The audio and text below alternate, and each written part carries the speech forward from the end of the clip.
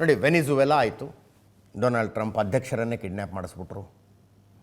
ಅದಾದ ಮೇಲೆ ಗ್ರೀನ್ಲ್ಯಾಂಡ್ ನಮಗೆ ಬರಲೇಬೇಕದು ಅಂತ. ಇದು ಹೆಂಗ್ರಿ, ಒಂದು ಸಾರ್ವಭೌಮ ದೇಶ ನಮ್ಮದು ಅಂತೀರಿ ನೀವು ಅಂದರೆ? ಬರಬೇಕದು ಅಂತಾರಷ್ಟೇ ಅವರು, ಬರಬೇಕು. ಈಗ ಇರಾನ್ ಮೇಲೆ ದಾಳಿ. ಇದಾದ ನಂತರ ಡೊನಾಲ್ಡ್ ಟ್ರಂಪ್ ರಡಾರ್ನಲ್ಲಿ ಕ್ಯೂಬಾ ಇದೆಯಾ ಗೊತ್ತಿಲ್ಲ. ನಾನು ಕದನಗಳನ್ನು ನಿಲ್ಲಿಸಿದವನು, ಯುದ್ಧಗಳನ್ನು ನಿಲ್ಲಿಸಿದವನು, ನನಗೆ ನೋಬೆಲ್ ಪೀಸ್ ಪ್ರೈಸ್ ಬರಬೇಕು, ಅಮೆರಿಕವನ್ನು ಈ ಹಿಂದೆ ಆಳಿದ ಅಧ್ಯಕ್ಷರುಗಳು ವಿನಾಕಾರಣ ಇನ್ನೊಂದು ದೇಶದ ಮೇಲೆ ದಂಡೆತ್ಕೊಂಡು ಹೋದರು, ಅಮೆರಿಕದ ಯುವತಿಯರ ಬಾಡಿ ಬ್ಯಾಗ್ಗಳು ಅವರ ಮನೆಗಳಿಗೆ ಬಂದು ಅಷ್ಟೊಂದು ಸೈನಿಕರು ಹುತಾತ್ಮರಾದರು ಅಂತ ಮಾತಾಡ್ತಾ ಇದ್ದ ಮನುಷ್ಯ ಈಗ ಅದೆಂಥ ವಾರ್ ಮಾಂಗರ್ ಅನ್ಸೋದಕ್ಕೆ ಶುರು ಮಾಡಿದ್ದಾರೆ ಅಂತಂದರೆ, is looking like a war ಮಾಂಗರ್.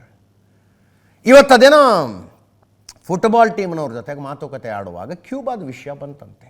ಕ್ಯೂಬಾದ ವಿಷಯ, ಡೊನಾಲ್ಡ್ ಟ್ರಂಪ್ ಆಡಿದ ಮಾತುಗಳು ನನಗೆ ಹೆಂಗೆ ಧ್ವನಿಸಿದವು ಅಂದರೆ ಅದರದ್ದು ಪಾಳೆ ಬರುತ್ತೀರಿ ಅನ್ನಂಗಿತ್ತು. ಅದರದ್ದು ಪಾಳೆ ಬರುತ್ತೀರಿ ಅನ್ನಂಗಿತ್ತು ಈ ಮನುಷ್ಯ ಆಡಿದ ಮಾತುಗಳು. ಕ್ಯೂಬಾ ಮೇಲೆ ದಾಳಿ ಮಾಡಿದ್ರೇನು ಆಶ್ಚರ್ಯ ಇಲ್ಲ. ಅಮೇರಿಕಾ ಕ್ಯೂಬಾದ್ದು ಅದೊಂದು ಕಥೆ ಬೇರೆ ಇದೆ, ಆ ಶತ್ರುತ್ವದ ಕಥೆನೇ ಬೇರೆ ಇದೆ. ಫಿಡೆಲ್ ಕ್ಯಾಸ್ಟ್ರೋ ಹೆಸರು ಕೇಳಿದ್ದೀರಿ ನೀವು, ಚೆಗುವಾರ ಹೆಸರು ಕೇಳಿದ್ದೀರಿ. ಅವರುಗಳ ದೇಶ ಕ್ಯೂಬಾ, ಅವರುಗಳ ದೇಶ.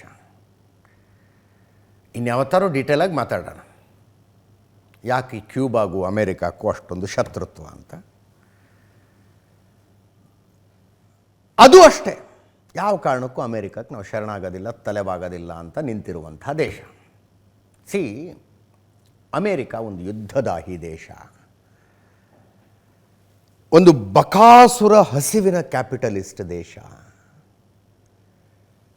ಅಮೇರಿಕಾ ವಾರ್ ಎಕನಾಮಿಯ ಮೇಲೆ ನಡೆಯುವ ದೇಶ, ನೋ ಡೌಟ್. ನೋಡಿ, ಈ ಎಲ್ಲ ಸತ್ಯಗಳು ಕೂಡ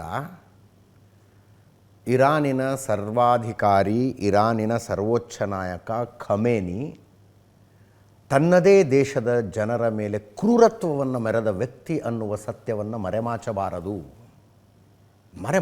ಅದನ್ನು. ಎರಡೂ ಅಷ್ಟೇ ಸತ್ಯ.